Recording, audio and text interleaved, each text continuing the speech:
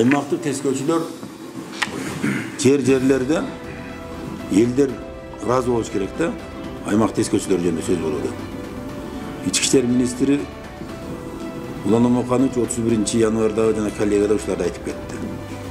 Ошончу меселер жеткирип коюн деп келди. Өзүм жеткирейин. Жылдын башында өзүм эскертип коюн деп келдим. Ошондой айтып атат. Элдер менен тыгыз байланышта болуп атат. Элдерге сервистик тейлөө көрсөтүлөт.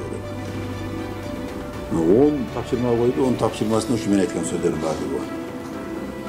Элдин социалдык маселеси боюнча да карыздар болсо, алып келип туруп администрация же айыл өкмөтү менен чечкиле деп атат бизде. Элге сервистик тейлөө көрсөттү. Көчмө кабылдамалар иштеби.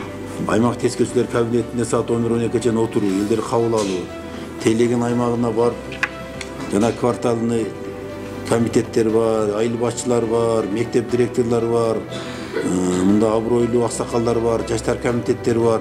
Аймактык тескөөчүнү билиш керек алар, жатка билиш керек. Телефон жанында туруш керек, сүйлөшүш керек. Аймактык тескөөчү ошол жерде мен айтып аткандар менен бүт иш алып барыш керек да. Бүт иш алып барыш керек.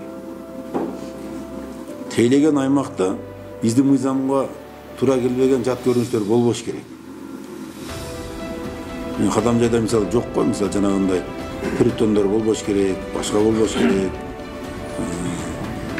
Коомдук жайда кылмыштар болбош керек, уурлук болбош керек, жана эң баштык болбош керек. Бирок ошонун баардыгы ар бир кызматкер өзүнүн милдетин так аткарыш керек да. Мисалы мына иштеп аткан ГАИ өзүнүн милдетин аткарып иштеп атса, муну эч ким жумуштан ала албайт. Же бирок участковый өзүнүн участкасына жакшы иштеп атса, кылмышты ачып атса, элдер менен жакшы иштеп атса, аны эч ким жумуштан ала албайт же наказание бере албайт. Туура? Ар ким өзүнүн орду үчүн күрөшүш керек. Өзүнүн карьерасы үчүн күрөшүш керек.